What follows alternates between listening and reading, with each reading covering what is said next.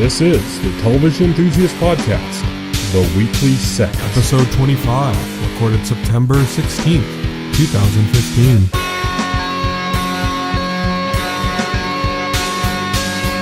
Hello, and welcome to the TV Enthusiast Podcast, the weekly set.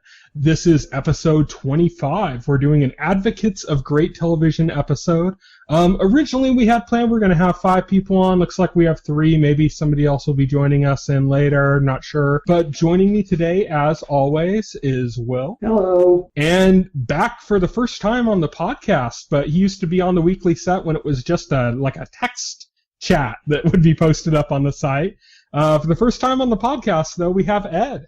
What's up, guys? Good to be back. Really good to be back. So today we're doing Advocates of Great Television. So we each picked a show to advocate for, and then we're going to talk about them. Because there's 3 of us right now, we're going to go over 3 shows. We might have somebody joining us later. If so, then there'll be a 4th show, but if not, then guess not. Advocates of Great Television. All right.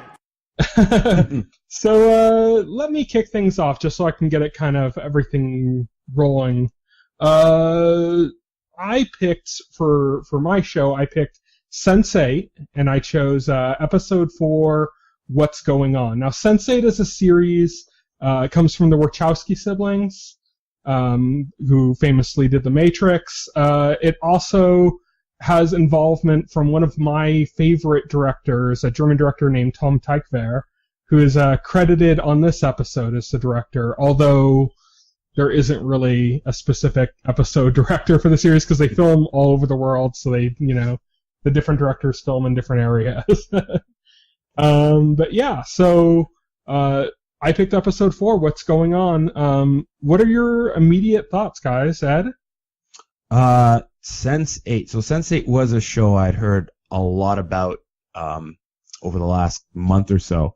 And it was a show that I wasn't, people have been saying it's a cross between Twin Peaks. It's Cloud Atlas mixed with Touch, mixed with, a whole bunch of different elements. And at first I was like, okay, well, that just sounds like a mess, and it's by the Wachowskis, who haven't really done anything good since the first Matrix movie. Twin Peaks meets My Little Pony meets Lost meets Buffy the Vampire Slayer. It's just, it just sounded like a show that was all over the place. But, and it's funny because Tyson had us watch episode 4.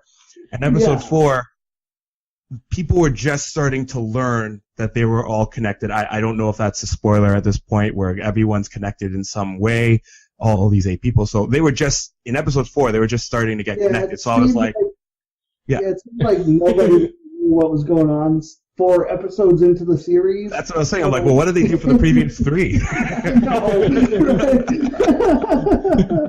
Well, the first episode kind of sets up the mythology or the kind of backstory. So you get more with Naveen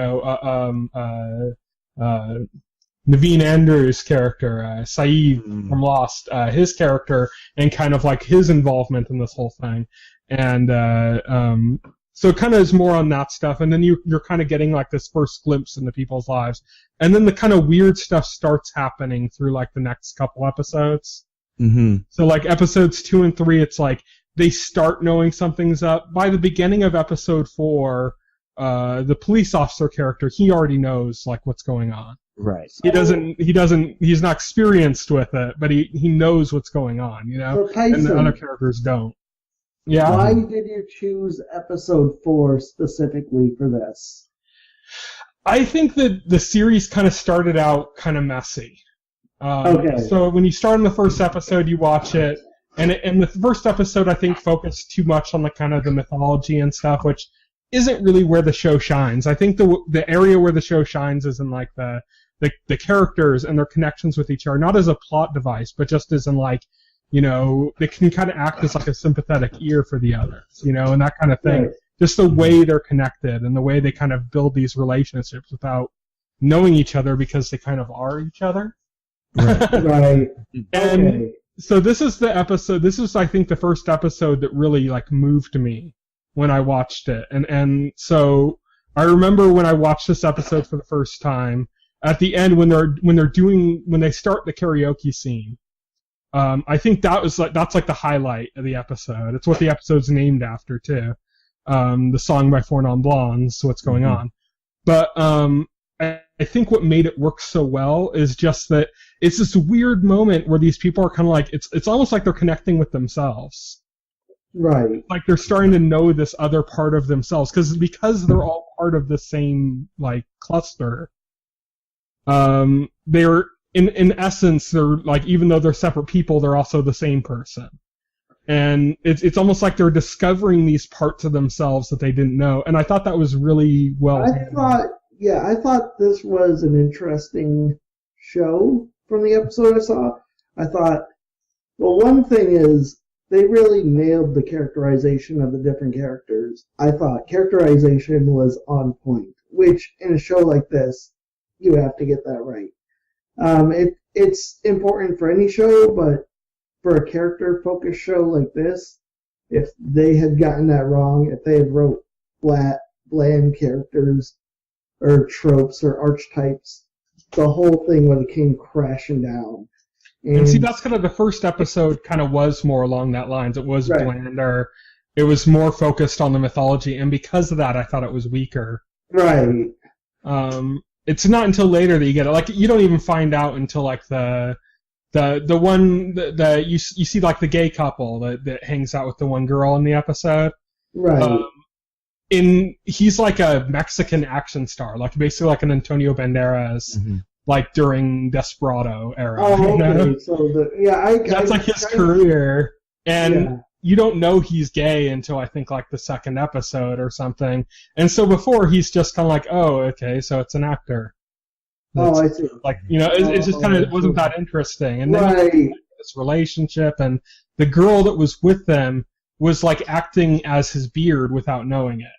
Okay. And then she found out about it, and instead of being like all pissed off or wanting, you know, something, she just wanted to kind of be kind of in their relationship, not like sexually, but just like, you know, be with them. And they end up kind of developing this weird like friendship with her, you know, where she's like this integral part of their lives, even though it's the two of them, and her is like this separate thing. So, interesting. Yeah. But yeah, that's what I thought. Like it did a good job of showing that these are actual people who had actual lives and actual stuff that they were going through. And then the way that they were connected, it was all so very interesting. I won't say brilliantly done. I mean, there are flaws, but it was well done. And it got me interested. It got me interested in seeing more. And I didn't expect to go in liking this show at all. I think one of the things about that I really connected to is that it's kind of Lost-like in a way, just in that it's so ambitious. That's the point I wanted to bring up. I totally forgot. Was that it's especially impressive because we're going through so many different characters. In this one episode alone, we're jumping from this character to this character to this character constantly, and it's easy to get lost, and it's easy to say, "Oh God." And normally in this, there's always like somebody that you just like absolutely hate or don't care for, and I can't say that about any of these characters so far. From this episode, I thought this is actually pretty brilliant how we're jumping through all these people constantly, and not one of them is bland or boring or seems uninteresting. They're all interesting in some way. I think it was an interesting choice to pick this episode because it gives you a chance to see all the characters. Because to my understanding, I haven't seen the previous 3, but from what I've been told, it doesn't focus on all 8 of them all at once. It's like these people are connected this way, and then these people are connected another way. But from this episode, because you get a set, like you get little snippets of all these characters, you can kind of, it kind of leaves it open to connect with maybe just one. Because I know for me, like I connected instantly with, I think Sunbak, the Korean girl. Yeah. Yeah, I connected instantly with her story. And I was like, I want to see where this goes. And that kind of brought me into the world a little bit better. And then I was able to follow the other stories. And some of them I couldn't follow at all. Like I guess I'd have to have seen previous episodes. But there were a few where they were self-contained in this episode. And that was enough for me to say, okay, I see where they're going with this show. It's going to take them more time, I think, to establish everything. From what I've been told, that this whole season is kind of setting up the series. It's not like, I don't think I couldn't get this sense of like one overarching conflict. I got little snippets of like these characters are connected in this way, but I didn't know where it was going to go beyond this. I thought it was a really good setup episode for what's to come. So it definitely kept me interested. Like, I do want to see where it's going to go. It's just, it is an overwhelming episode. I was like, wow, they're not going to have any idea what's going on. No. So the one thing that did throw me this episode was, and I think that's more a byproduct of jumping in the fourth episode, was that they were taking that one woman in to lobotomize her. Yes. And I'm like, why is this happening? Okay, so a little background detail on that. That is a transgendered character, and the actress herself is also transgendered. Really? Yes, and what happened is she had kind of like, I don't know, she had like a weird reaction. She saw Saeed's character, the guy who plays Saeed. She saw his character, and that making that connection with him, and like basically him becoming connected to her cluster in that way, like she kind of like passed out or something, and so she went to the hospital, and then they checked her brain scans, and they found something was off with them, but it just doesn't seem natural. Like, you don't, like, they're making it out like, if you saw in this episode, the doctor was like, no, screw whatever you think you're gonna do, we're gonna lobotomize you right now, and you know. Yeah, I thought like. So you can tell there's something else going on there. One thing this episode didn't really address is you didn't really get any view of like the villains of the series and kind of where their role is and stuff. And so you're not seeing that part of it. You see more of that later. Yeah. That's the part that threw me. It's like she's in the hospital, but she's like freaking out because they're gonna kill her, and the doctor is being like all sinister, like twirly mustache, and I'm like, why? And it's pretty horrifying because why is any of this happening? Her mother, you know, and that's why she called him Michael, because she doesn't accept her as a female, is basically allowing all this stuff because she doesn't approve of her daughter's lifestyle. She wants her son back, you know? And so you have this kind of thing. And so it's one of those things you can go like, oh yeah, I can see where the Wachowski siblings connected to this story. Because you know, they're called the Wachowski siblings and not the Wachowski brothers now for a reason. Because one of them is transgendered, So you can see like where this must have been like a deeply important part of the story when they were writing it, when they were putting this together. It seems like it's the story. It's a story that they wanted to tell. Yeah, for sure. Definitely. Yeah. It's also kind of fascinating because we're seeing this. You know, we're getting a lot of like transgendered actors and a lot of roles about transgendered people that aren't cartoony in the way that, you know, the old drag roles used to be. Where it used to be like, oh, Fu Manchu, you know, and like all these kind of roles where it's like, let's take some big Hollywood actor and dress him up in drag or something. And now we're getting like, you know, Orange is the New Black. There's a transgendered actress playing a transgendered character. Then you have, you know, on Sense8, you have a transgendered actress playing a transgendered character. I believe there's a Canadian sitcom that started like last year. Same thing. The main character is transgendered, playing a transgendered character. So it's just kind of interesting that it's happening so fast. That we had like this kind of approval of gay lifestyle thing that kind of came in. It took so long to kind of build up to that. And then like the transgendered part of that equation is coming in so quickly, like in this last year. Yes. Right. For sure.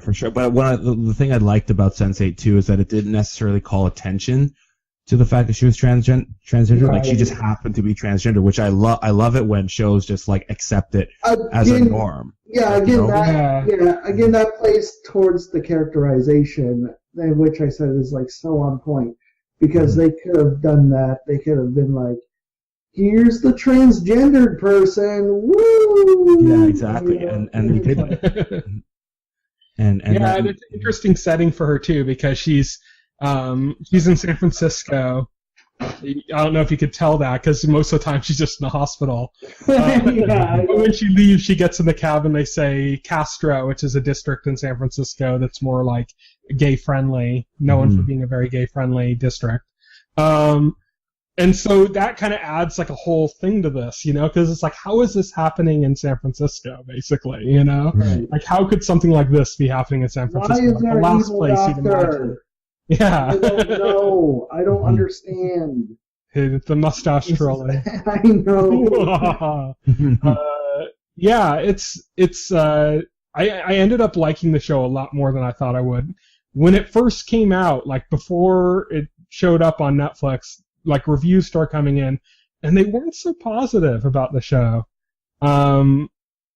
Someone said from people I trust too, and I was like, I kind of got like a little upset about it. I'm like, this isn't looking too good. And then I could tell it's not highly rated because like nobody's talking about it. it's pretty divisive, because people talked about it a lot when it came on, but it wasn't necessarily in a good way. Okay. I didn't hear like much positive about it. I was like, oh, okay. I think it's just a show because it requires you to give it time. Like, to me, it does seem like a show that has been carefully thought out.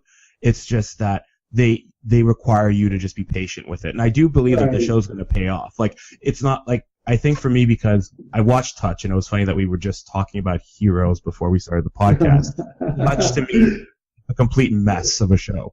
But it interlocks. It tries to interlock the same idea where all these characters are kind of connected in some way. But Touch was Spring too, wasn't it? Yeah, it was Tim Crane. Yeah, exactly. Like a lot of shows have had this concept that everything is connected. Lost was big on that. Everybody on Lost was like connected to everybody else, and that was like one of the big. Those are like the coolest moments in Lost when you would notice. What was it? There was a moment when you found out that Claire and Jack were brother and sister. So right. It's like, what the fuck, It's so amazing. But and I think that's what Sense8 does really well, is it kind of focuses on the connections, but doesn't draw too much attention to it. So you're kind of left to draw the parallels, but it also creates enough intrigue that, I want to know what happens next. And I really like that they kind of went all P.T. Anderson Magnolia in this episode with all of them singing the same song, the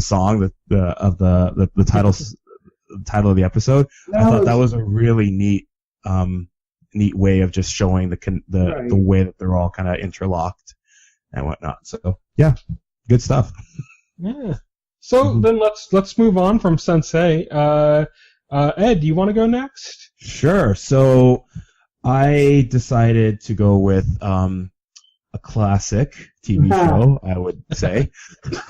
So I went with Buffy the Vampire Slayer, and I went with an episode called The Body. And the reason why I chose this episode is because I find that now Buffy's kind of been a show that it was really popular when it first started. It kind of died off, and I've noticed that a lot of people have kind of begun to revisit the show now with the surge of like certain teen romance, like Twilight and whatnot. I know it's a shame because unfortunately Buffy gets grouped in with Twilight, and the original fans of the show are like, no, it's not. And I didn't get into the show till about 2 years ago myself. The girl I was dating, Buffy does feature a teenage girl falling in love with a vampire. It does. It does. And I wrote the show off. I just wrote the show off. He doesn't sparkle in the sun. He doesn't sparkle in the sun. No, they just have sex and then he turns into a demon. He turns evil and and like murders people. There's no vampiric drift racing either. So it actually does the love story properly, because it's like, if you're gonna set up this guy as like dark, brooding, and evil, at least Buffy had the fortitude to follow through with that and be like, you know what? Yeah, he is evil. And exactly. That was as much of a PSA against teen teen sex as anything. Oh, for sure. For sure. Be careful who you sleep with. He may turn out bad. Yeah, you may break a gypsy curse. But man, this takes me back to my high school days. Like, my I was God, like yeah. all about Buffy the Vampire Slayer in high school. Yeah. And I was not, because honestly, I wrote the show off as like a stupid show for teenage girls, and that was the dumbest thing I could have done. You know what? I would have done that if Yeah. I did not find the main character so amazingly attractive that I had to watch the show. Oh my God! Geller. There's Charisma Carpenter. Charisma Carpenter. Hannigan. Oh yeah, I'm like, there are some babes in the show, so like my 15-year-old hormones were like immediately attracted to it. Oh and yeah. then they started doing like the monster stuff, and I'm like, okay, this is genuinely cool. It's one of those shows where like the first season did a lot of cool things, but it didn't really find its footing, I think, until the second season. Correct. And it became more serialized. And then it got like, oh wow, this show just like evolved like insanely. Absolutely. And to me, I don't think the show ever hit a weak point. I know that people don't like the later seasons as much as the high school years, but I actually really enjoy the later seasons because I felt like it kind of, I think it was one of those shows where the people that started watching the show at season 1, they were in high school, they grew up, and they kept watching the show. Mm-hmm. And as Buffy became an adult, we became an adult, and the show started to tackle life problems, which is why I chose The Body, because with all this fantasy and this horror and the comedy that it defines Buffy, a lot of people forget that the show actually tackles a lot of real life issues, and it was one of the first shows to actually tackle things like showing on-screen same-sex relationships. It was one of the first to actually show couples kissing, same-sex couples kissing. That was pretty radical for the time. I remember when they decided to make Willow a lesbian, it was pretty shocking. It was a pretty realistic portrayal too, because they didn't make it like that. You know, like she's been a lesbian all along. It's just kind of like the idea of like love's love. You end up loving who you love, you know, and she ended up finding out that she loved a woman, and so it changed the way she saw things, and it felt very natural in that way. It did, and that, I think, if I'm not mistaken, The Body is the actual first episode where you see them kiss on screen. I know that they had like references to it previously, but if I'm not mistaken, that was the first time that they actually kissed on screen. I don't know if it's in any show that a first same-sex couple had kissed on screen, but that one, I know it stood out for me because I was like, whoa, like that just happened. And as seeing they didn't play it up either. And they didn't call attention to it. It was part of the scene. It was part of the moment. It did play it up. They never played up like the lesbian aspect of Willow's character. And this was at a time when gay relationships and shows, your main thing in the mainstream was Will and Grace. Yes. Will and Grace, and then you had like Ellen, Ellen show, which they had the episode where she came out of the closet. And I remember I didn't watch the show, but I wanted to watch that episode because I wanted to see how they handle it. And it was totally like everything was just a setup for that moment. But the reason I bring up Will and Grace is because that's such a stereotypical. Oh yeah. It played up the topic for laughs, and it was like everything was very stereotypical and very how you would expect, and it's the complete opposite of what's going on in Buffy here. Exactly. They're not playing it up. It's just normal, and so for the time, it's pretty radical. Absolutely, and I think even Friends, in the first couple seasons, where they were calling attention to the fact that Ross, like Ross's ex-wife, was a lesbian, they never, if you go back, the show never has the two, Carol and I can't remember her name, her lover, but they never are affectionate. Like they never show affection on screen. Well, her becoming a lesbian. Was more about Ross's character. Exactly. And again, than it was about her, yeah. Exactly. And it was played up for laughs, and Buffy was like, no, this is a serious issue, and it's a serious relationship, and we're not going to play it up for laughs. And it was interesting that they brought it up in to an episode where Buffy was also dealing with the loss of a loved one. And I think, again, that's why I wanted to choose this episode, because, like I said, the show deals with real life issues almost on every episode in some way deals with real life issues. This one was the first one, I think, that it kind of got rid of the whole demon as metaphor aspect and just was like, okay, this is how we cope with death, the death of a loved one. And I've yet to see a show that's done it in a more realistic way. It's ironic that this episode, this is a Joss Whedon show where he just likes to blasely kill off popular characters like out of nowhere, and then and then like kill the clown. That's what Joss Whedon's known for. Yeah, Joss Whedon just like kills people and seems to have no remorse. And then like this is a Joss Whedon show where they're actually taking a character's death seriously for once. But this was a very emotional episode. Absolutely. One thing I want to call attention to in this episode is it does something that I love. It's one of my favorite, I don't know how you to say it, tool, a filmmaker tool. I call it the Ariana effect. Because, named after Ariana in The Sopranos. And the episode in which she met her ultimate fate in The Sopranos, they had an amazing scene at the end where, like, Christopher came and got her, and they were heading off, and they figured out how to get away, and everything was fine, and it cuts back, and no, she's on her way to die.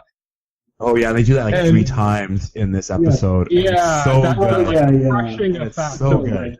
Yeah. It starts showing you like, okay, everything's gonna be fine, and then it starts getting like too good, and then you're like, okay, this is weird. This is like too, and then it just cuts right back, and it's like, no, and that's not real. And I'm not going to be able to get around this. But this was a very emotional episode for me watching it now versus when it originally aired, because I just a year ago to this day practically I lost my mother, and that's still fresh for me. And so watching this tonight, I think I felt everything Buffy felt. And like stark contrast, and I was like, "It's so accurate. It's so accurate." Yeah, and I was like, "That's amazing." I think it really hits home because I can't. I'm on it. To be honest, I can't watch this episode without tearing up at least in 3 points, specific points. Oh, I did too. I tear up like the scene where. Oh, gee, I was bawling through the whole thing. Oh yeah, where she cracks her mother's. I think. Yeah. Oh my gosh, and it reminds me too of when I lost my grandfather. I lost my grandfather at a much younger age. It was many years ago, but the trauma that we went through in those few hours, learning that he had passed. This episode captures it so well and so accurately. Like when they say like things like "we can't disturb the body," and you realize it's no longer right. My grandfather or your mother, it's a body now.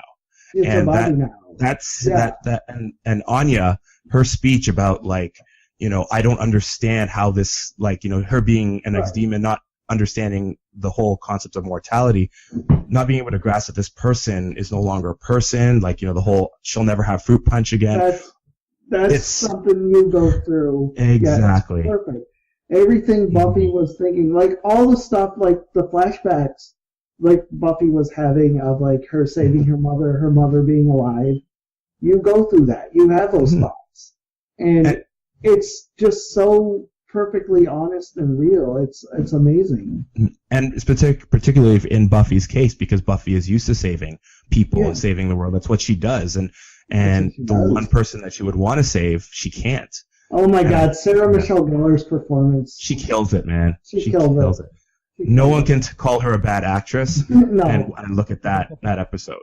And bad singer, maybe. Yeah, Sarah Michelle Gellar literally looks like she just lost her mother through that whole episode. I mean, there is acting and then there's acting, and it's there's also great filmmaking in that episode. Like the fact that they did it without any music at all.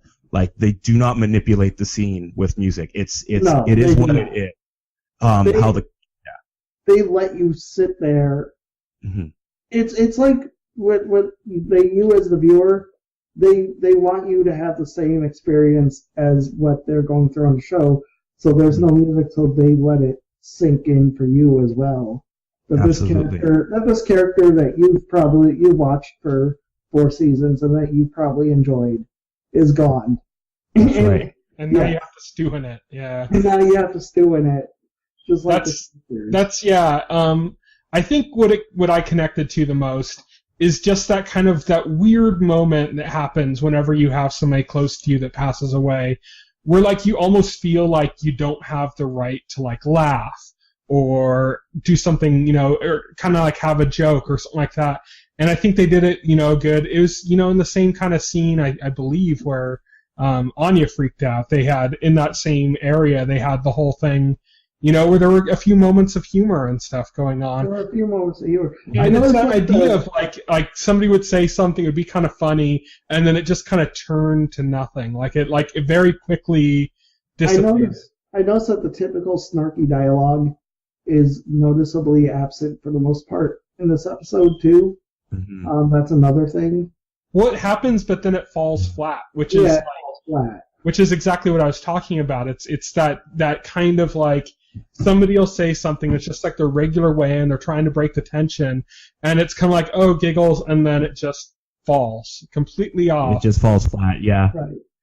And you say it's incredible how a silly show about a teenage girl fighting vampires can do something so honest and so real.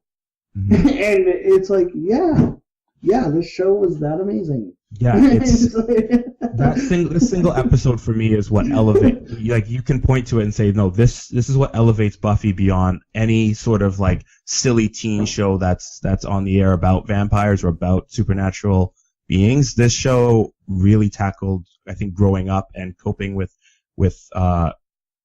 trauma or experiences that we have as kids and going into adulthood. I think it captured it better than any show that's been on the air. It's why it's one of my favorite shows of all time still. The only thing I hated about the episode was that the fact they felt the need to throw in a vampire at the end. I actually liked how that was done because you're right. It does come out of nowhere, but I think for Dawn's character, it really kind of it leads into what happens if you have watched the show, what happens in the following episode where she tries to bring her mom back to life. But like that, because up to that point, Buffy has always tried to shelter Dawn, kind of keep her away from demons, keep her away from things that a kid should not, that she has seen, that she doesn't want another kid to see. And when she's fighting that demon and they rip off the sheets and you see like the mother's corpse. That's and kind then of when, like an analogy to that. Exactly. Yeah, okay. Exactly. Like it kind of brings it back full circle a little bit. And so it does feel a little abrupt, and because the whole episode is pretty much demonless, until that sequence, it's only on rewatching it that you kind of see these little nuances. It just shows like the brilliance of Joss as a director and knowing the type of story he wants to tell and knowing how to tell it. And that I think that this is like a perfect example of that. Well, the vampire rising in the background too is such a very haunting shot, especially with the no music and terrifying. The way it was handled. Yeah. And it was like had like a weird kind of sexuality to it with him being naked and like the way he kind of peeled it off and the way he saw her and kind of the look on his face, and it just kind of added to it, like to the abject horror of it all. But yeah, it's interesting watching that from an angle of like what we've been watching with modern TV, where like instantly my mind, even though I know it's a vampire, even though I knew all this stuff was happening, I keep thinking of like zombie films and zombie shows. Like where you'd see like that happen so often in a zombie series, like someone's like, paying their respects to the dead, and then the body rises. Right. It seems cliche now. Yeah. Like, you expect that to happen in a morgue with shows featuring vampires or zombies. Yeah. But there's just a huge difference in the way, like, when the vampire rose, and the vampire actually has some semblance of personality versus a zombie. Right. Does it, it's kind of like it was weird, like, just from a modern context, watching that scene kind of struck me outside of the actual emotional elements of the show itself. Just like, in context, like modern TV versus this older show, it just struck me as like, I have such a paint by numbers idea of how that scene should be played because we've been conditioned by so many shows and movies that have done this kind of thing that it's like when it starts kind of diverting in a different way, it feels strange, I don't know how else to voice that. That's just No, definitely, especially in the light of like shows like The Walking Dead and Fear the Walking Dead and all, and show, because there's just so many of them now. Yeah. Yeah. So one other thing I want to call attention to, just like lightly on this Buffy episode, Xander made a little prescient joke real quick in the episode where he said, we're the Avengers, we have to assemble. Yeah. And that kind of struck me like I was like watching it and kind of enjoying it, wrapped in, and like instantly completely took me out because it was like an aha, like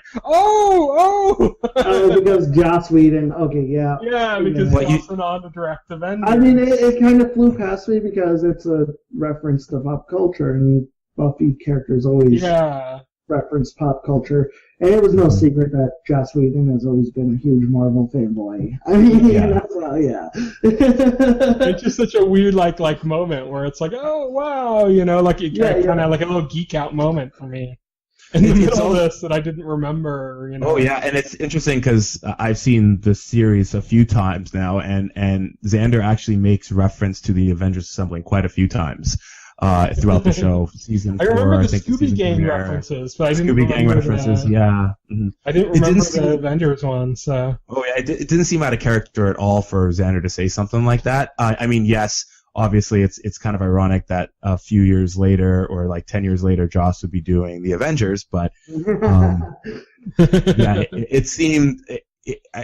Looking back now, it does take you out of the moment, but it seemed very in character for Xander to say something like that. It gives you a little bit of Joss Whedon fan pride. Oh yeah. They should have resurrected that line and gave it to Tony Stark in the new movie.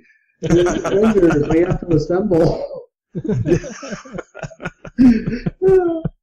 Oh my gosh. Awesome. Right. Awesome. So let's move on from Buffy here and let's talk about Fargo. It's just your pick, Will. Tell us a little bit about your pick, why you picked it. Okay, Fargo is sort of, I guess, a sequel to the Coen Brothers film of the same name. This aired on FX last year. It's getting a second season this year, very soon, I believe, to air. But I picked Fargo because it is genuinely a good show. I mean, if you like the movie, you're probably going to very much love this show. And I just thought it was so well done. The performances are great. Billy Bob Thornton is especially good in this show. If you watch it for anything, watch it for his character, because that's the highlight, in my opinion. Before we started the podcast, I actually made a reference where we were talking about Hannibal, and about how Hannibal is such a Luciferian character, and I said that's another Luciferian character is Billy Bob Thornton's Malvo is his name in it. Yeah, very Luciferian. He'll do things just for his own pleasure that like throw other people's lives into disarray. Right. You expect you expect Malvo to be like a hired killer, but he's more than that, because he seems like he's just so sinister. It's like he is a hired killer, but he seems to enjoy what he does, and he seems to enjoy doing nefarious things outside of his work just because he feels like it, or it amuses him. Yeah. And he does a lot of that. Yeah. That scene where he gets pulled over by the Colin Hanks cop character, and the lines he gives, like about like, you have a choice laid out for you, and that scene it gave me chills. Maps used to say there have be not had dragons. chills. Yeah, I have not had chills like that since that No Country for Old Men scene where Anton Chigurh is flipping the coin to that shopkeeper. Oh yeah, And, that gave me chills. I was like, it was, oh my god, that scene was chilling, and it was like perfect Coen Brothers. I was like, how did the Coen Brothers not even write this? But it was a fantastic. I know. They did a good job emulating Oh the my Coen Brothers God. style. I have to say, this episode it blew me away. Like Fargo's one of those shows, just like Hannibal actually, where I wasn't sure if I wanted to get into it because I'm such a huge fan of the Coen Brothers and the movie, the movie itself, that I originally just chalked this up to as a show trying to capitalize on the success of a film from like a decade ago. But Which this has show, happened, to be fair. It's that happened, happens, it's happened. a lot. It's Yeah. happened, yeah. But this show does not only pay just absolute respect to that movie and get everything about that movie right. There are points in this one episode that actually, for me, surpassed some of the aspects of the film. The Billy Bob Thornton character is an incredible character in every respect. I love Martin Freeman in this show. I love his character better than the William H. Macy character, which I'm pretty sure there is a parallel there between the two being completely incompetent in life and their job and their home life. And I loved the scene with the hammer. That was brilliantly, so sudden. that was amazing. Yeah. There's a scene That's like what- that. There's yeah. a scene like that in the 3rd season of Hannibal that I won't spoil for you, where Hannibal kills somebody in this way that's just so like out of nowhere, So Mhm. sudden. so sudden that it's kind of like you kind of go like, oh, like kind of get Oh take yeah. back a second, And that's the thing with with Fargo the film, was that it was, for the most part, it was a comedy. It was a comedy, and it was a very lighthearted kind of film until something would happen that was so violent and so unbelievably gory and graphic that it just kind of changes your whole opinion Like a of wood what you're chipper. watching. Exactly. Yeah. And that was the scene for me. And it was just such a funny scene up to that point, and then it's like, oh shit, that just happened. Yeah, And it's like, it was so unbelievably graphic, kind of like that scene in Daredevil where William The door? Fisk is like slamming the guy's head in the door, and you're like, stop, he's dead. It's the same thing I had with this scene in the hammer, and it was this episode was fantastic. I want to just watch this entire season now. Like, oh just yeah, listen to yeah. it. Oh, it's Yeah. good. I Heartily can recommend it. It's good from beginning to end. Mhm. There's more interesting weird characters coming up.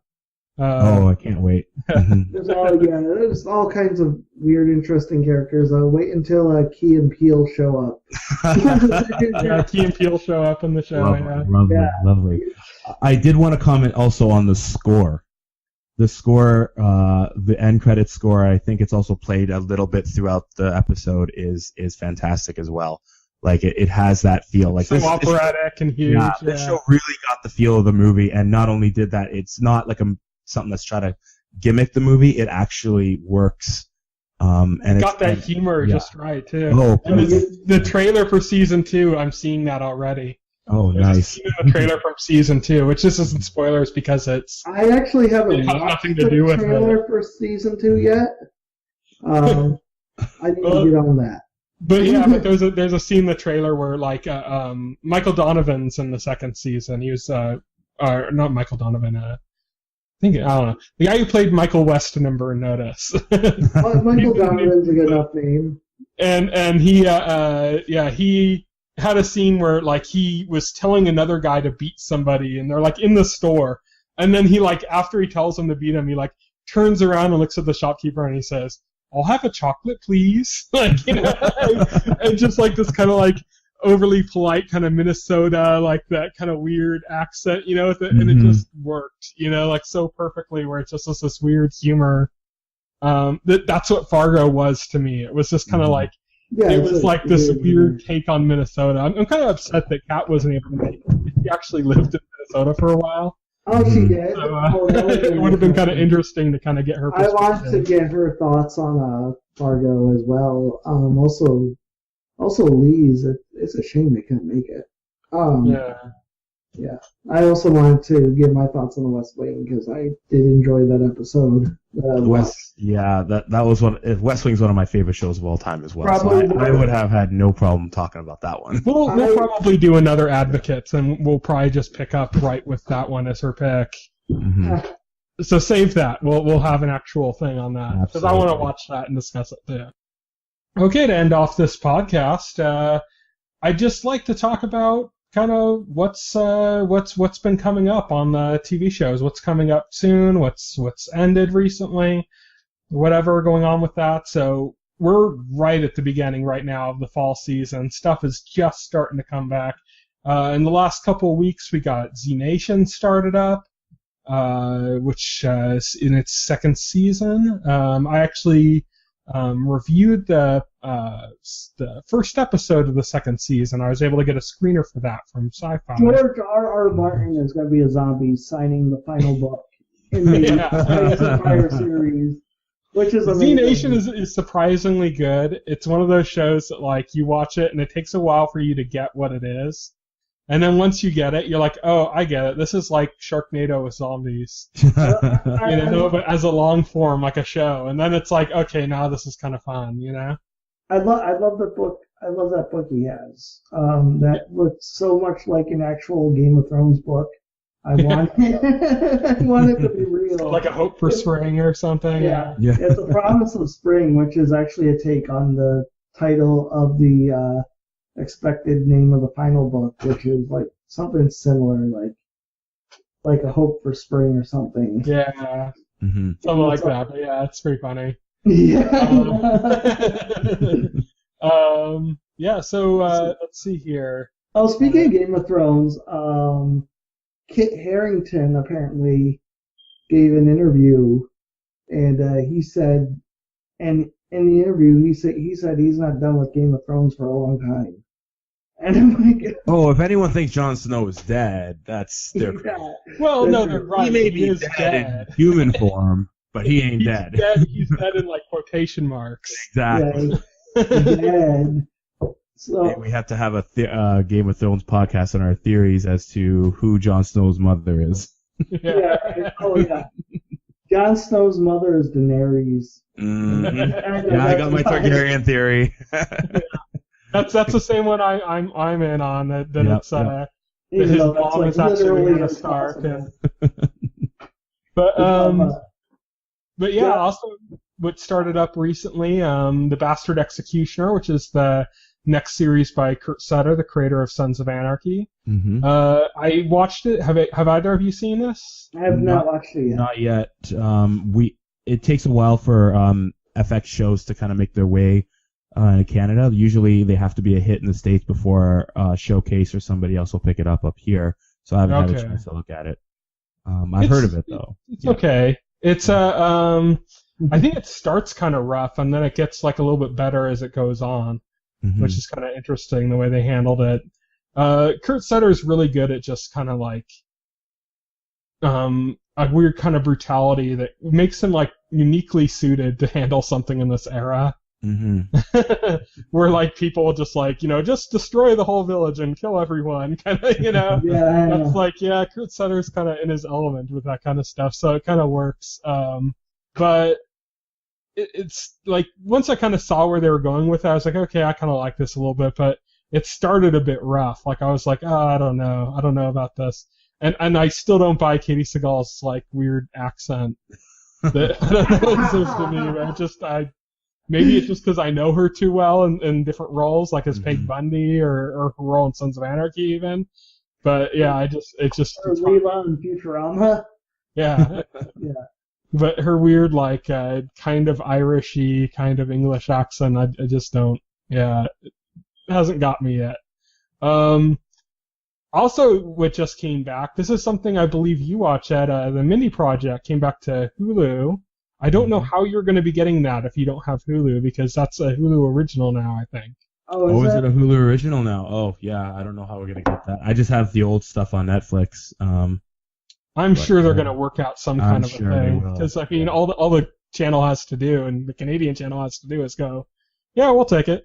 Yeah. It's already being made, you know. Well, it's nice to know that it's back, and it's nice to know that it's got a new home on Hulu, because I find that that's where, if a show gets canceled on network TV, there's still hope for it, you know? Yeah, it's crazy. Goes to streaming. That's what made the sting of Hannibal so much worse when it didn't. It was literally, so 100% positive somebody's gonna pick it up, because you're sitting there going, "This is so good, somebody's gonna pick it up. Don't worry," and then nobody does. It's because of so many. Well, because in Campbell's case, it was a shoo-in, except it would have been a shoo-in if not for so many stupid technical reasons. Mm-hmm. Yeah. Yeah, it just like Amazon and Netflix immediately went into negotiations on that. That was it was quick. It's just that there were too many issues in the way. Yeah. Yeah, I firmly believe if they didn't do that stupid deal with Amazon to make it exclusive to their service, Netflix would have picked up Hannibal the day after it was announced it was canceled. Yeah. Yeah. Yeah. I agree with that. So, also, starting up the day as we film this, not, when this will be available, it'll have already been out, but for me, it's going to be in 20 minutes or so, the return of South Park, and South Park's new follow-up, Moonbeam City, which has kind of like a weird, 80s pop, there was an artist in the 80s that did all these pictures of, women that were, it was, her face would be, white and stuff, and it was very, it would have, 3 colors in the paintings. And it's very iconic, and that's what Moonbeam City looks like to me. I'm actually looking forward to Moonbeam City. That show looks awesome. And it's got good people involved, too. Yeah. Well, Elizabeth Banks, I think, plays she's the, one of the lead voices. Is that right? I think so, and I think Rob Lowe. Rob Lowe, Kate Mara, Will Forte, I think, is in it as well. Yeah. So, good people involved. Has kind of a cool look to it. It's an interesting kind of premise for, the time period for it and stuff. South Park follow-ups have usually not done that well. They usually kind of tack something to the end of, this will follow up South Park, and then it usually kind of flops. Yep. South Park's kind of a hard thing to follow. When you're consistently funny for 20 years, it's kind of hard for a new show to kind of follow in that footsteps. But yeah, not just funny, but revolutionary too. Yeah. It's South Park will just do something they'll make fun of a topic that just happened that week. Mm-hmm. In a really insightful and crazy way, and then that's really hard to follow. So, for sure. Is, definitely. So I'm wishing luck for Moonbeam City. I'm going to check that out after we finish here, as well as South Park. Those are back now. Here's what's coming up, and between now and when the next podcast will be out. So the next podcast should be out next Friday. So counting up, stuff through Thursday. This Saturday, Doctor Who. So Ed, are you a Whovian? I'm getting there. It's a matter of just catching up to all of how many seasons there are. But I'm a fan. Oh, I will be a fan very soon. It's just a show that I've never made the time for, which is probably one of the biggest mistakes I've ever made.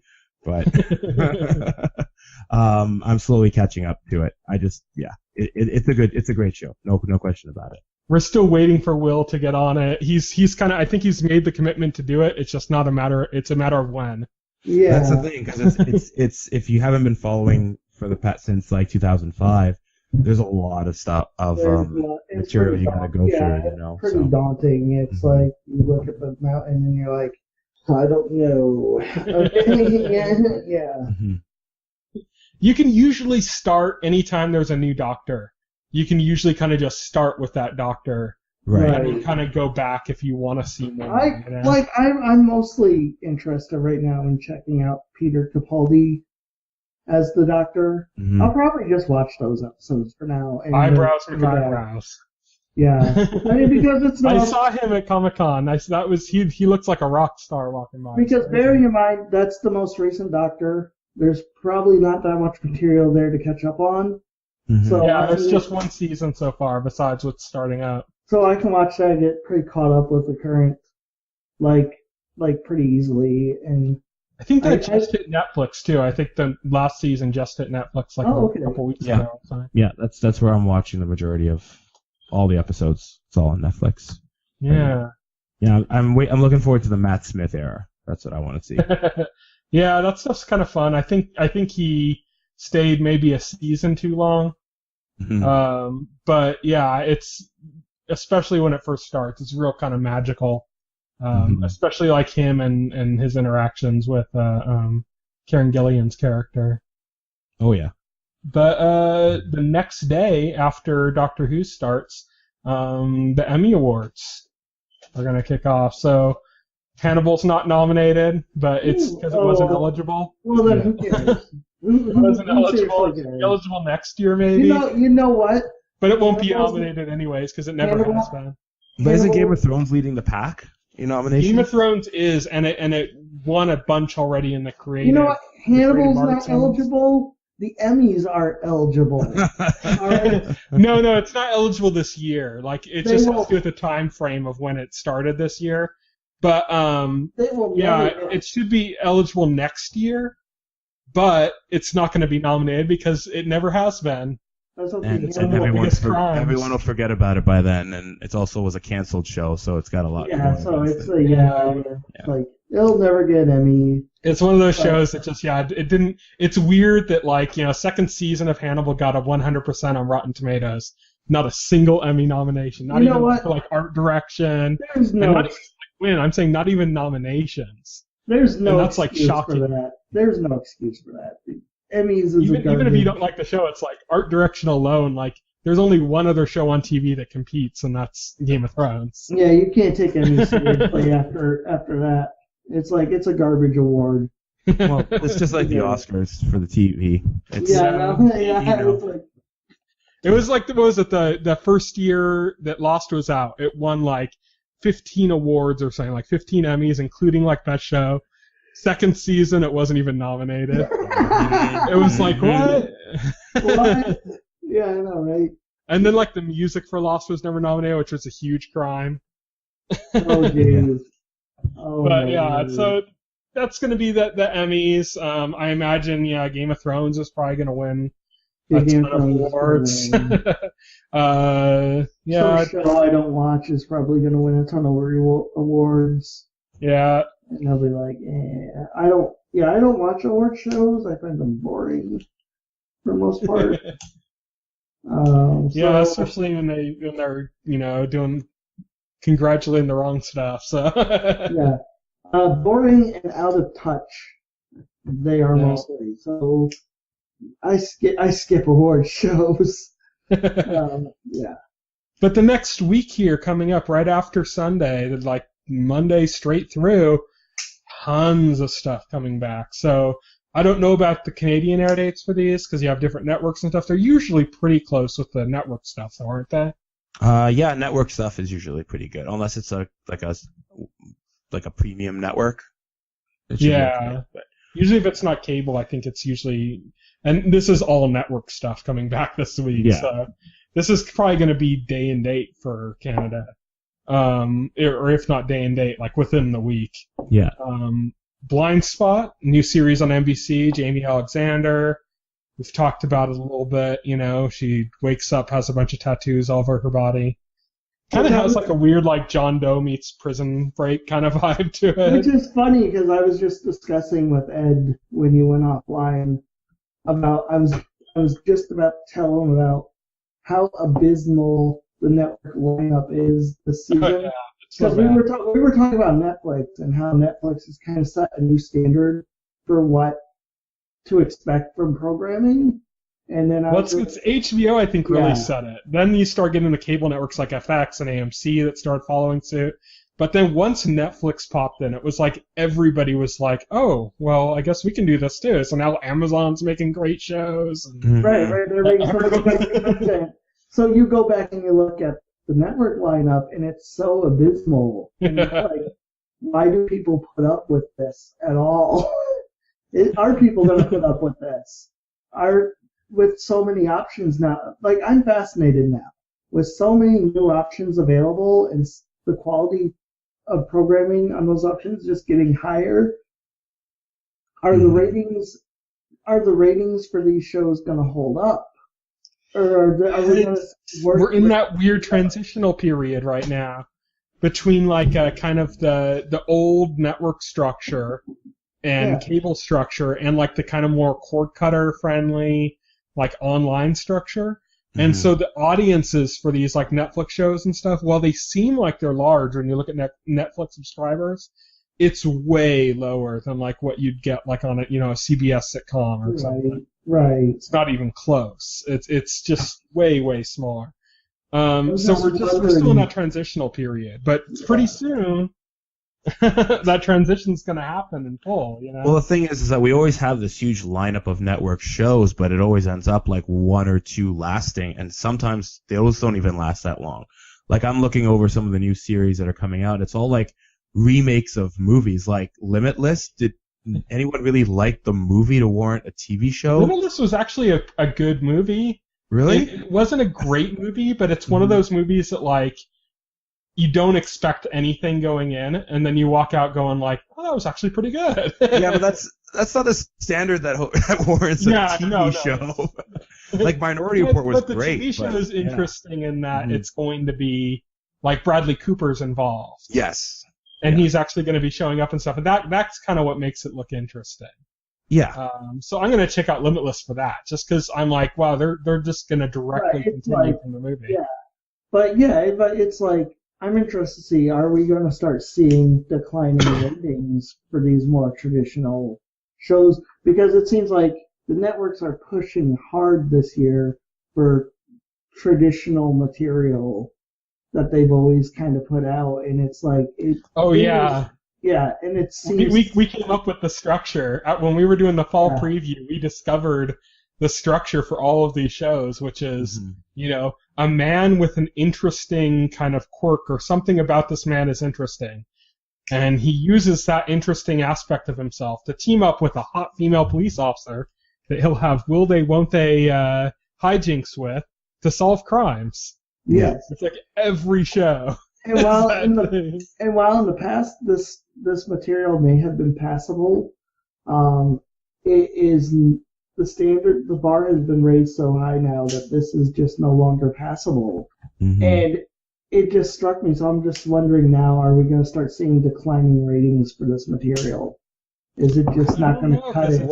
I think it depends on the type of audience, like what the audience is bringing to the shows. I've always found that when people are tuning into network TV, they're not looking for quality programming. They're looking for a way to kill an hour. And that's what a lot of these shows do. That's like serialized stuff usually doesn't do well on network for that exact reason. Is they don't want the investment. They want to just turn their brain off and just lays out, Exactly. Like you're not going to binge watch CSI, but you'll binge watch, Narcos or something, which makes sense. The only Narcos is so good. Oh, it's great. It is great. It's great to see Pedro Pascal again too. I just keep thinking of Entourage because I'm such a huge fan of Entourage, especially the earlier seasons. I just look at Narcos and it's like, it's Medellin, the way it should have been if it was good, But the only network show that I'm probably going to check out, and it actually looks pretty terrible, but I want to see it because Quantico, because they have finally a female who isn't white as the main character. I think that alone warrants me to at least watch the show. That's a good point. Terrible. Show looks awful, but I'd like to see what they do with that, and diversity. A little bit of diversity. Other than that, the show looks completely god awful, and I hated the trailer, the pilot trailer that they put out for it. I absolutely hated it. Yeah, Will had a particularly negative reaction to that. Oh, really? Yeah. It just so over the top and so like, oh my god. It's like, but also on the same Monday that Blind Spot starts up, we get Minority Report, which we referenced, which to me looks, oh god, so horrible. Yeah. You couldn't stray further from the source material. They don't even get the point of the movie. Completely lost it. And then also Gotham comes back, which I don't know how you feel about it, Ed. Number one kind best of universal show on TV. We Number kind one of best universally show. despised that show. I can't get it. I think I've watched 5 episodes, and I've given up. I can't do it. Such a mess. Scream Queens, I'm kind of looking forward to. Same, yeah. That's actually coming up the next day. On Tuesday. Yeah. It looks pretty decent. I don't know how the Scream TV show is. I haven't watched that yet. Yeah. Not worth it. Okay. It does a few things okay, but Mhm. just it's not worth the investment. Okay. Well, that's good to know. Yeah, I watched a few episodes. I was trying to give it a fair shake, and then I was like, I just can't. And anymore. I'm a fan of the films. I enjoyed the Scream films. Yeah. Very much. And so, I mean, it's disappointing that they have this terrible TV show now, but It's not terrible. It's just it's not worth the investment, of your time. Okay. It's like it does a few things pretty well actually. It's just that it also does a lot of things so ho hum that it's just It's So I'm really it was a big challenge that I don't even know why they bothered to try it. Right. It's one of those things where it's like you have to kind of give them a little bit of credit for trying to turn a slasher film into a TV series, Right. which is like a hard prospect. So But I'm really hoping Scream Queens gets it. It looks like it has the right amount of like self-parody. Like it looks like it's got its tongue firmly in its cheek. While it's Ryan Murphy who did American Horror Story. Yeah. So there's some credibility there. Of course, I think last season American Horror Story was a complete disaster. And like I'm not even gonna try the new season. Like the last season burned me so bad that I'm just like I'm done. The new Even though season, it's an anthology series, I'm still like I just don't think I can come back after last season was so bad. the new season apparently has Lady Gaga as a vampiress. Oh, Yeah, she's not a vampire. She's just somebody with like a disease that forces her to like drink people's blood. So vampire. So vampire, yeah. But yeah, because I was reading like Ryan Murphy said she's not a vampire. She just has a disease. And I'm like, that makes her a vampire. And I'm like, well, she's a vampire. Let's not. Just not a supernatural vampire. Yeah, just not a supernatural vampire, right? So we talked about Scream Queens. On that same day, Limitless is coming, which we'd mentioned previously. Mhm. On the comedy side, ABC is bringing back Fresh Off the Boat, which is actually decent if you just want to watch a sitcom. We can't have enough sitcoms. I noticed that this summer, all the summer content was so dour. So disappointed. That I was like hunting for sitcoms just because I needed something to like watch while I eat. Or you know what I mean? Like I just wanted something like light to watch during certain points between all the dour. And summer lineup was like so dour that I was like hunting for more sitcoms. So I mean, I'll just watch New Girl. But, yeah.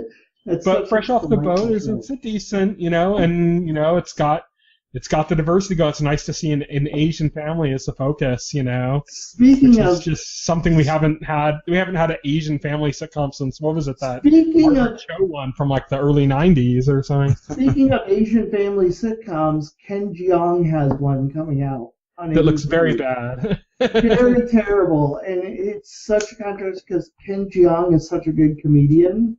Like he is so funny in like a lot of stuff he's been in, like Community. I mean, he kills it on Community. And then they give him a sitcom, and so it's like, straight-laced and boring. so straight. Yeah, I was like, what happened? Where's the funny Ken Jeong? What do you do with him? Another comedy that's coming back here. Another comedy, one of the bigger deal kind of comedies that's coming back now, is one that you expressed some interest in, Will, before, is The Muppets. The Muppets. That's coming on Tuesday. Apparently, it's really good. Yeah, I've seen some things that look really funny, and I don't know. I don't have a huge investment in the Muppets.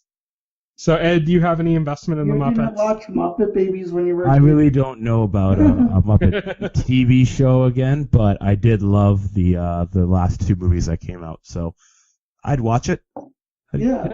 It looks a little bit more adult-orientated in kind of a funny way, so it'll be interesting to see kind of what they do with it. But next day on Wednesday, Blackish, that's ABC show with what's his name? Anthony Anderson. Next. Got a wealthy black family, and Modern Family is back, which I love just because of Ed O'Neill. Who will always be Al Bundy to me. If Modern Family could have married Ed O'Neill with Katie Seagal, and just like been like married with children again. They just call it Modern with Children, yeah. Yeah, Modern with children. That'd be so great. But yeah, Ed O'Neill is fantastic. So. And they're still moving forward with that Married with Children spinoff idea. Yeah. So it's about focusing on Bud Bundy.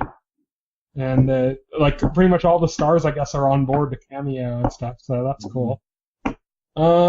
Thursday, September 24th, Heroes Reborn. The TV event of the fall. Our long national nightmare begins. The Fantastic Four of TV. Wait, what's going to be worse this year? Gotham or Heroes Reborn? Oh, Minority Report. Yeah. Or that Frankenstein show. Oh my god. Is that Frankenstein show? Yeah, kind of. It's called like Frankenstein Code or something. It's about like this. It's about brought back to life in a young body, and it looks really bad. It's about Frankenstein solving crimes. Yeah, he teams up with a hot female to solve crimes. Pretty much. Exactly. Didn't they just make a movie like that, like last year?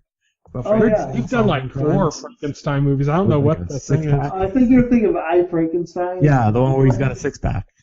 I never they've watched done that more one. though too now. They've done a few. They have like another one coming up soon, I think. There's one with there's a new one coming up soon. Victor Frankenstein. Yeah. This fall TV season, we have Frankenstein teaming up with a hot female sidekick to solve Lucifer crimes. teaming up with a hot female To solve crimes. An ex-precog from Minority Report teaming up with a hot female to solve crimes. It's all the same. Yeah. It really so bad. 22 episodes of shit. But also on Thursday, we have us on NBC as well. Next Heroes, we have the return of The Blacklist, which it's a pretty fun show. It's a good show. James Spader is such a cool, James Spader's just amazing. Yeah. And so watching him kind of like play this larger than life character and having all these other kind of larger than life characters pop up is really cool. I kind of associate it in the same class like I would with like House, that TV series, where like I don't know if the show is so good as so much as like the character is so good. Right. House was like one of those larger than life characters. Yeah, the show got old pretty quickly, but House was still amazing to watch. Yeah. Mm-hmm. And then The Blacklist is being followed up by The Player, which is one of the more kind of fun, interesting looking of the new shows. Right. Looks like a real kind of 80s action kind of send-up, like the kind of thing we haven't had on network in a while. We've had it on a few cable things. We've had that kind of action type stuff. Actually, the main star of The Player is in a British series called Strike Back that's like an action. Now that you say that, The Player kind of looks like something that would have been on USA.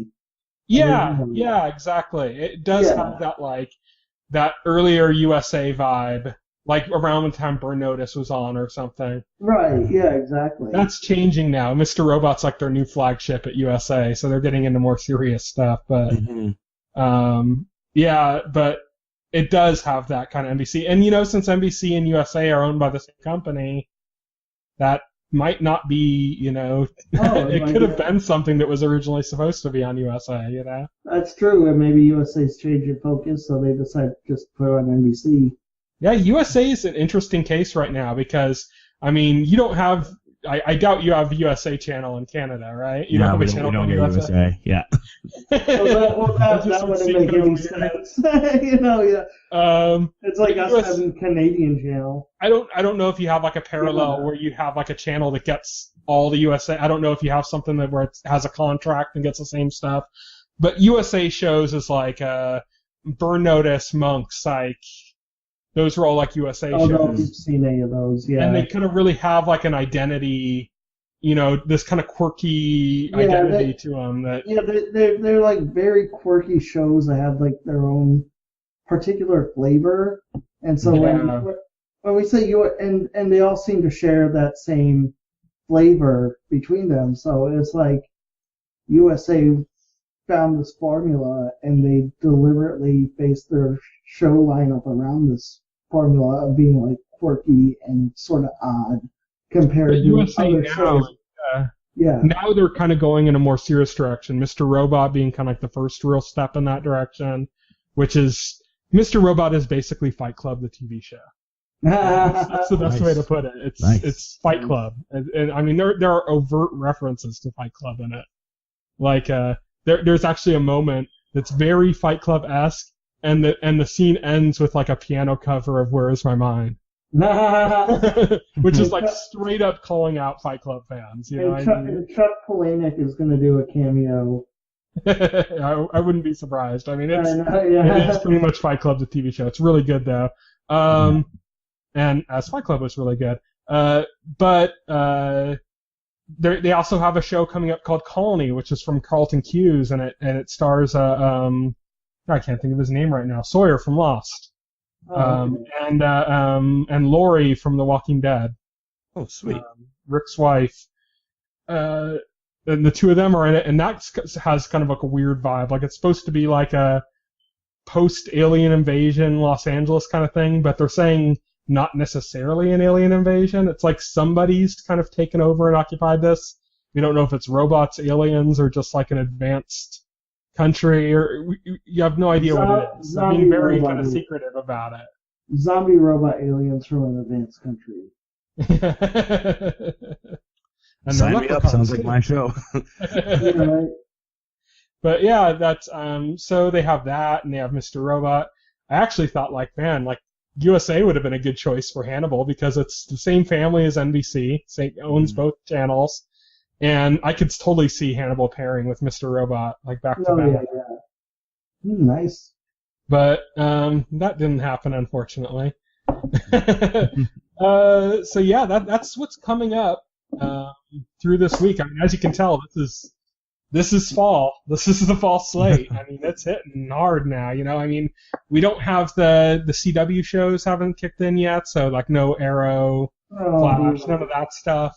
Supernatural. Is it wrong that I'm way more excited for Flash's new season than Arrow's? I saw the preview after for the third season of Arrow. My interest has waned a lot. And I saw that preview for season 3 of Arrow, and it doesn't look much better.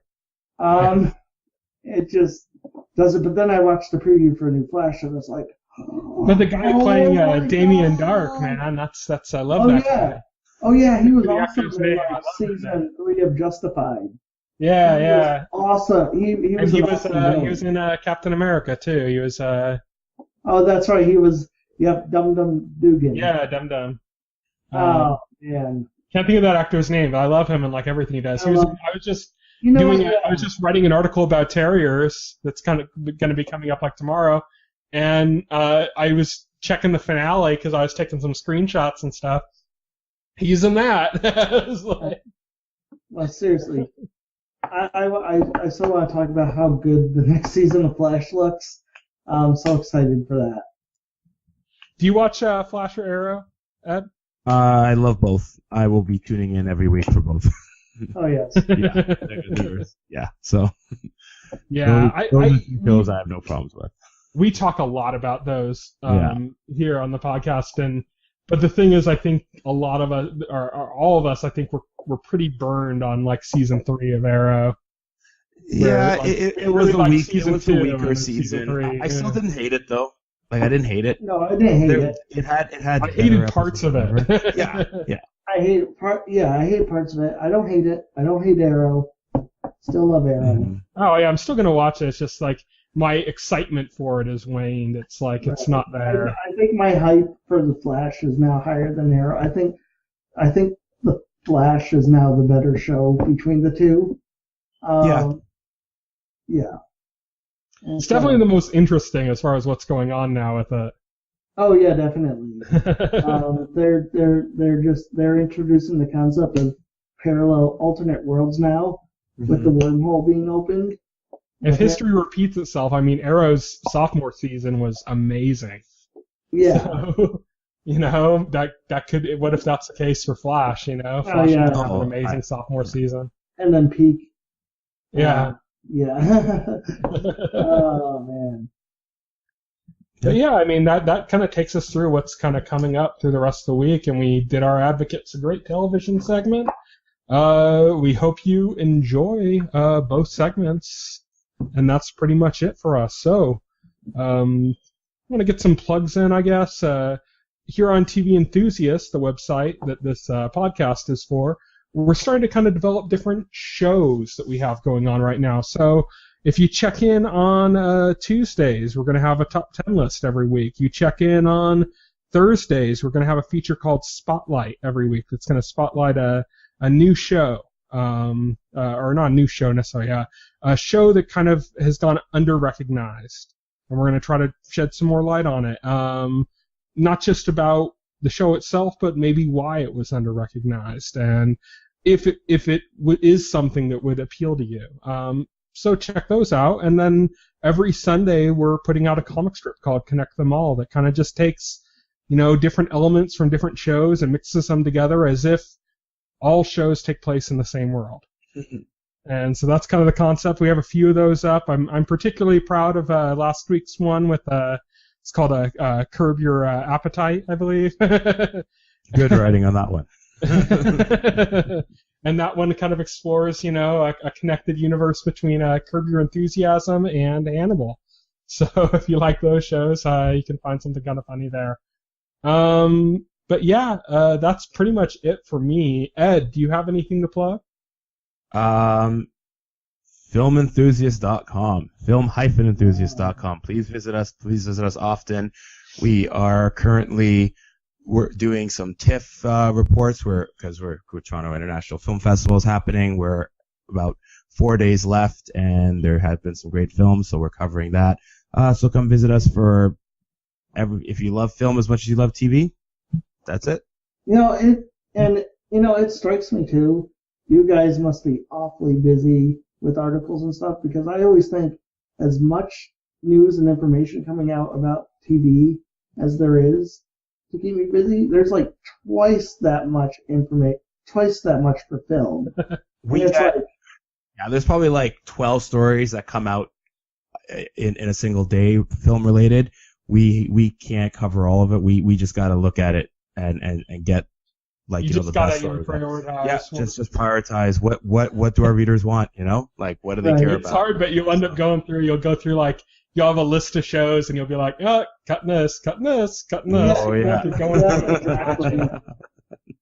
It's just impossible to cover it all. You got to find kind of your niche and really strengthen that. So we kind of have around roughly the same niche. We're in the same enthusiast media network group. Right. We gotta realize our group caters primarily to gamers, people who play video games. So on the entertainment side of it, on our side, we gotta figure out, well, what do gamers typically watch? What are they interested in?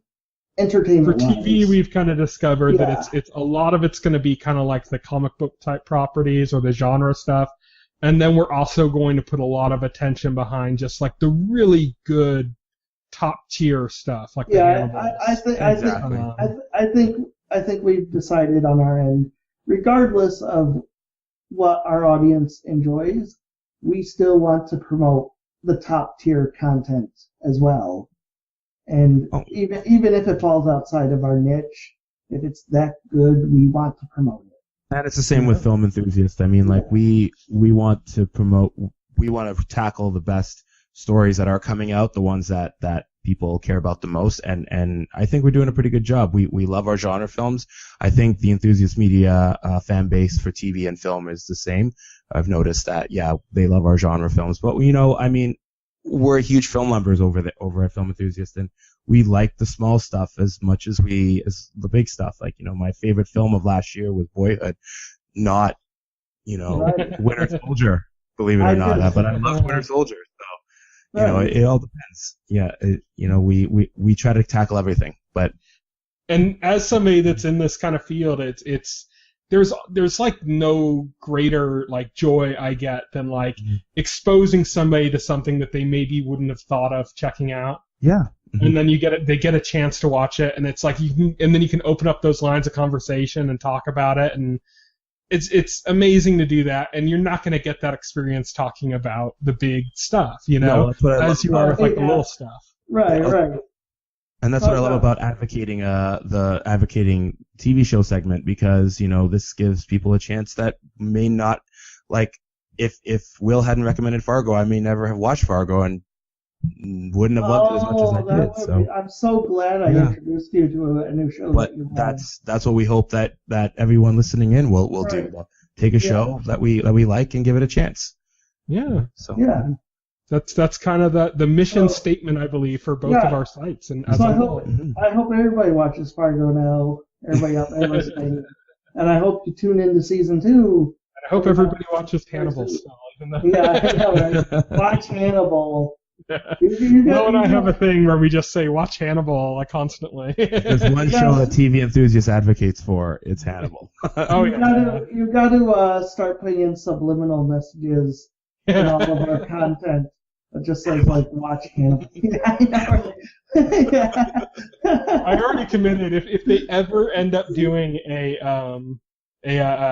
season of the Silence of the Lambs story, I'm gonna make a music video for it, and I'm going to use the song "You're So Cute, I'm Gonna Wear You Like a Suit." It's so sad we got robbed of that.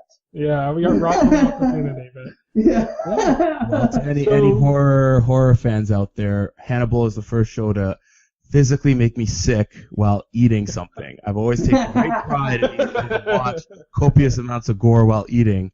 Hannibal. I gotta know what was on a network, no less. It was the scene. It was where I think it's premiere of season 2 where the guy wakes up and he's sewed to the bodies. Oh yeah. And he's trying to pull himself like free. The eyeball or whatever. Yeah. I'm just like, okay, this steak dinner is no longer appetizing.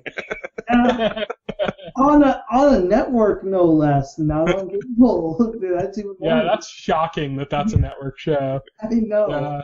There's some great stuff. There's a sex scene coming up in season 3 that is all filmed like kaleidoscopically, and there's so much being suggested by using like the illusion that's like way beyond what they should be showing on even cable, Right, yeah. And there's some pretty like out there imagery that they're implying stuff in. So yeah, it's all great stuff. But Will, I know you have a new news segment coming up every week. Do you have anything else to plug? It's called This Week in TV, and it replaces our traditional news posts with just like giving a rundown of the news that has happened in the week. I'm gonna aim to get it up every Wednesday. Might come out Thursday. Some weeks it depends on how busy I am, what I'm doing. But yeah, so instead of having a news post like every day, it's gonna be just a summary of all the news that has happened during the week in one post. That's pretty much it. So if you want to follow us on Twitter or check us out, TV-Enthusiast, the website for this, Film-Enthusiast for Ed's site, on the same network. So if you're on TV-Enthusiast, look at the top bar and you'll see Film-Enthusiast there too. Or check out any of the other Enthusiast Network sites if you want to as well. Besides that, you can follow me on Twitter. I'm at Tyson Gifford. Ed, do you have a Twitter? Just opened it up about yesterday. Actually, yeah. Boxler _. That's all it is. Yeah.